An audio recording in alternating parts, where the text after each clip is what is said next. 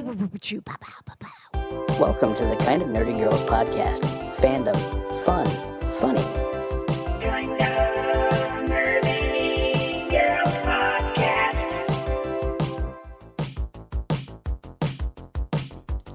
All right, it's KJ. I got another special guest with me.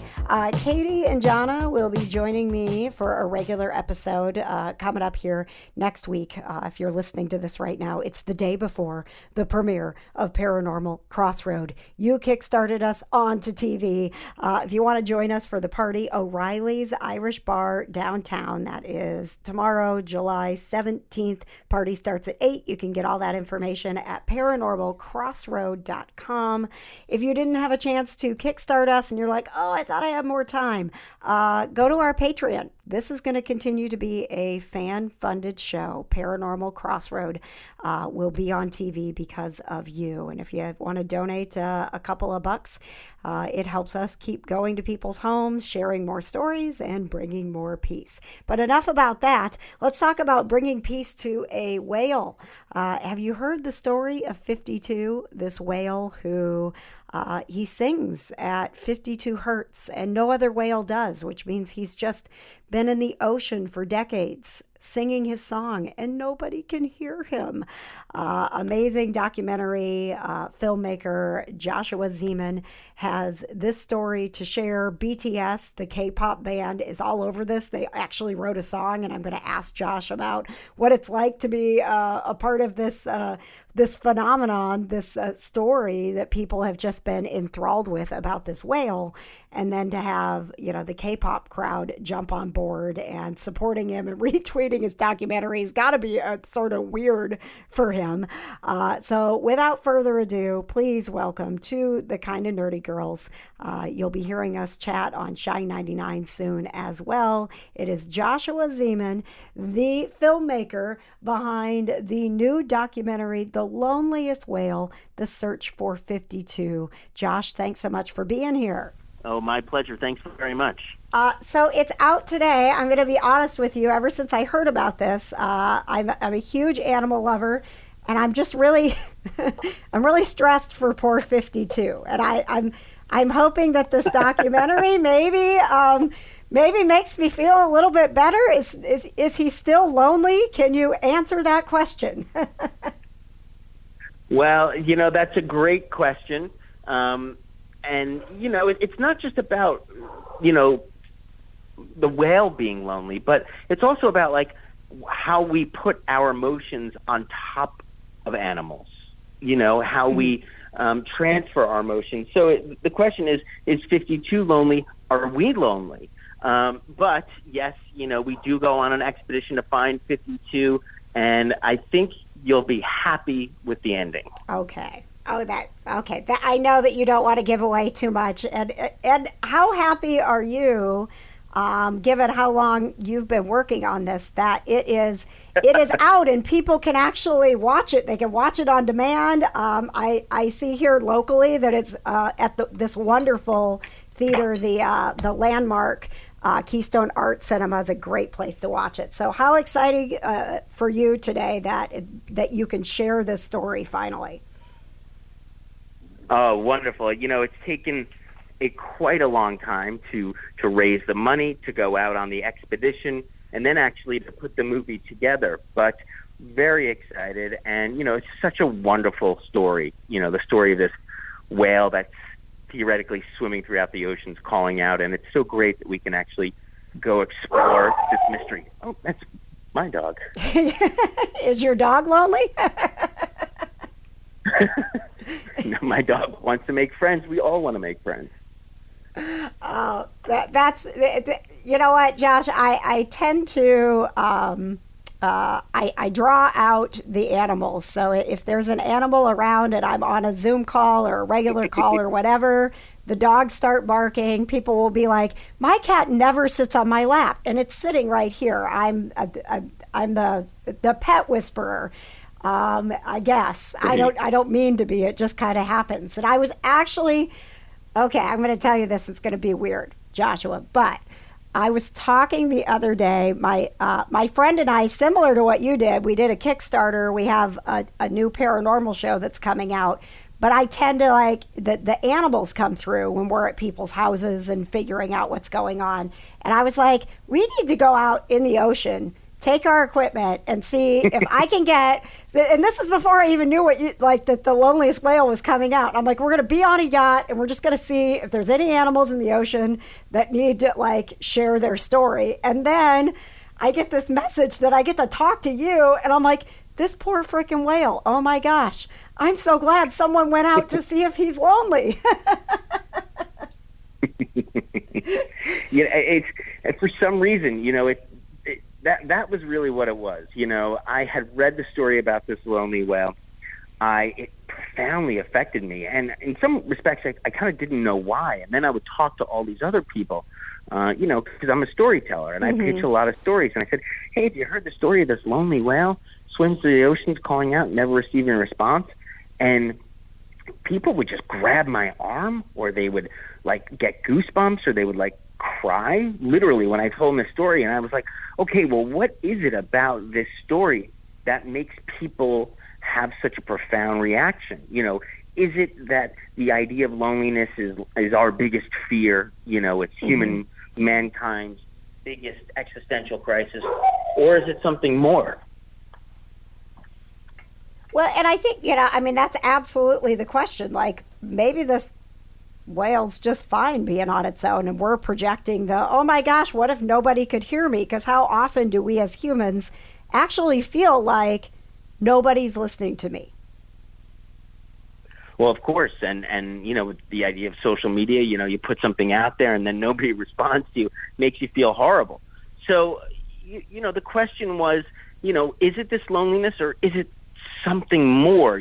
Are we just, we hear stories about lonely animals like Lonesome George, this turtle, but people don't have that reaction for a turtle. Is it the idea that whales are so huge that we're like humbled in their presence, and they're almost kind of spiritual? The idea that, they're sentient creatures in this huge, vast ocean. So it's kind of like the idea of loneliness, this kind of existential crisis that we have on this unbelievable creature, a whale, the one that's so mysterious and intertwined in our history, that makes this story so resonant, and I would look at it and it's what made this story travel around the world and become this kind of viral sensation. It's why BTS, the Korean band, created a song about it, and all these people love it. So it was that kind of meme, and then delving further. But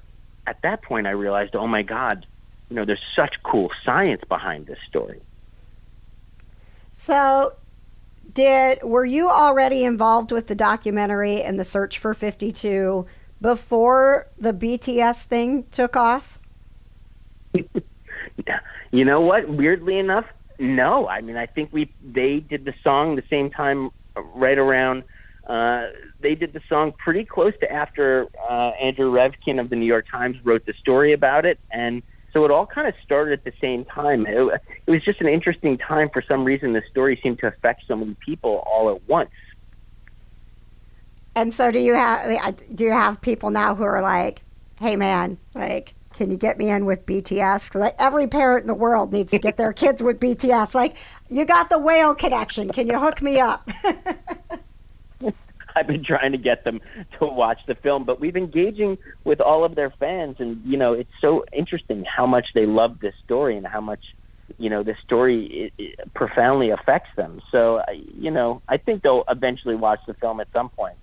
Yeah, I mean, forgive me for stalking your Twitter before I interviewed you, but it does, like, I was kind of giggling at how much the BTS fans are interacting with you, because I'm sure when you set out on this journey to tell this story that you didn't know that the world's biggest K-pop band was going to get entwined in your own story with this. I had no idea. I do a little bit of social media, but when I put this one tweet to the BTS crowd saying, hey, we've got this film coming out about the Loneliest Whale, I got 18,000 likes. Oh my That's never gosh. happened to me before.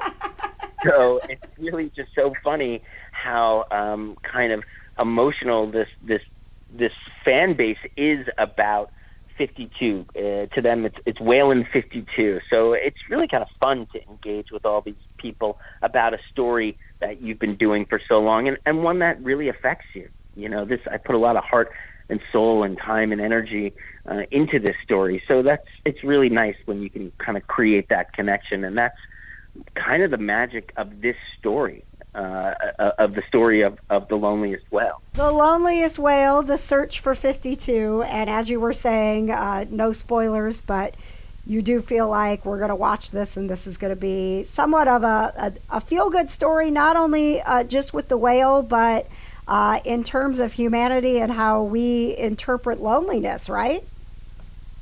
I mean, that's the point. Also, our relationship to whales.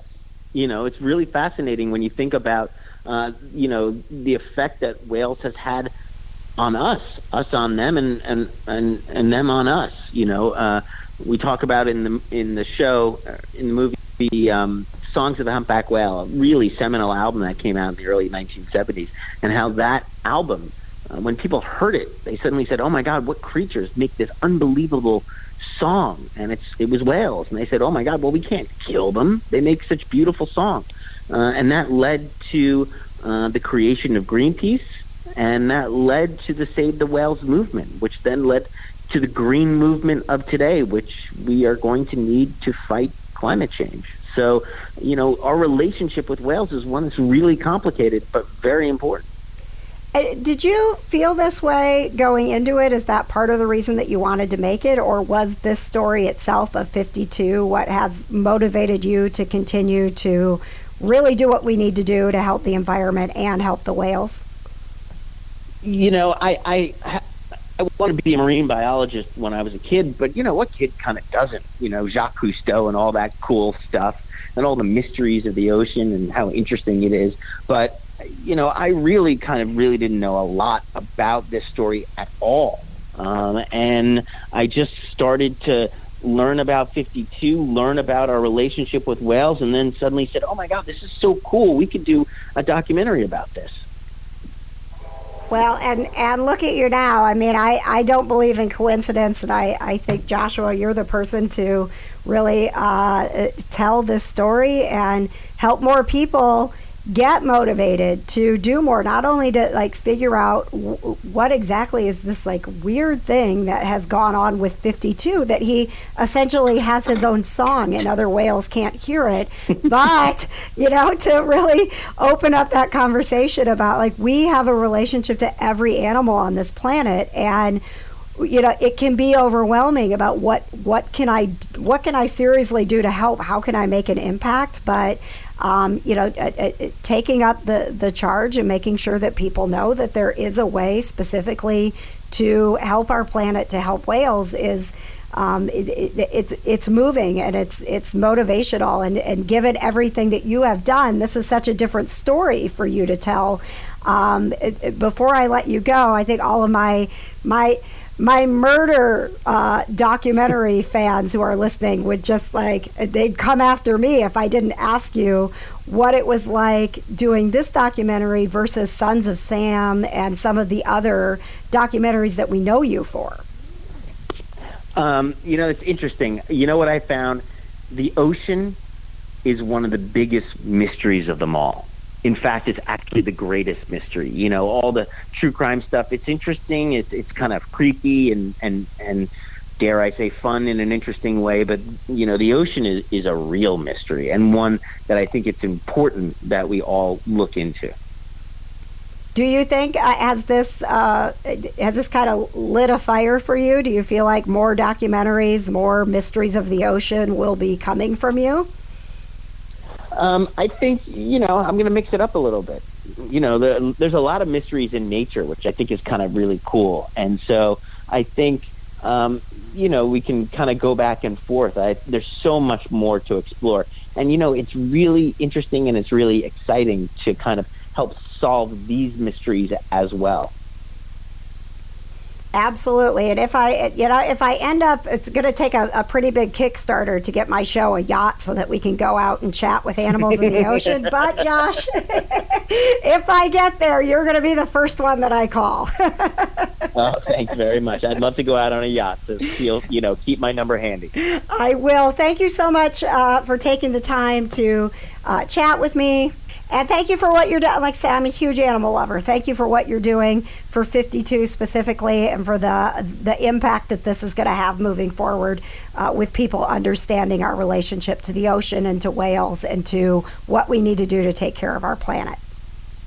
Thank you very much. It's extremely important. Also, one of the things they can do is they can reach out to the Lonely Whale organization. But thank you very much and much appreciated. You can watch The Loneliest Whale, The Search for 52 in theaters here locally. It is at the Keystone Art Cinema. And also, you want to stream it? No problem. You can watch it on Google Play, iTunes, Fandango Now, a few of the places where you can watch it on demand.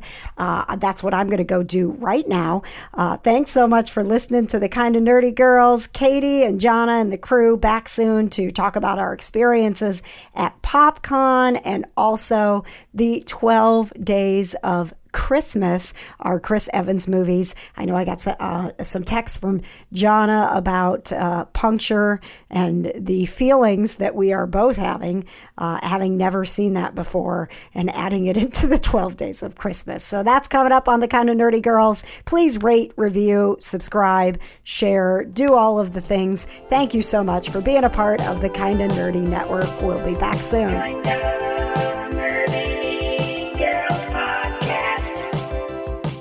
The Kinda Nerdy Girls is a part of the Just What I Needed network, and we certainly hope we were just what you needed. We would love for you to support the show in any way that you can. That's rate, review, subscribe, or share. Sharing is free, and sharing is caring. Or if you would like to help support our show with a couple of dollars every month, you can become a patron. Go to kindanerdynetwork.com to join us. You'll get never before heard episodes. You get to see the podcast and watch all the craziness ensue. And you get to support women in podcasting, which there's just not enough of us. So thank you so much for continuing to be a part of our growing network. And don't forget to join our Facebook page. It's free, and it's the coolest nerds, the nicest nerds. That is also the Kinda Nerdy Network on Facebook. We'll talk again soon. Go to kindanerdynetwork.com and get connected with us. Not every haunting is driven by evil. It happens even in the most mundane of places. Down the block, around the corner, and sometimes in our own homes. Paranormal Crossroad is here to bridge the gap between the living and the dead. Are you living through a haunting at home or at work? Do you need answers? Contact the all-female paranormal research team today. Go to pxroad.com to get the answers you seek.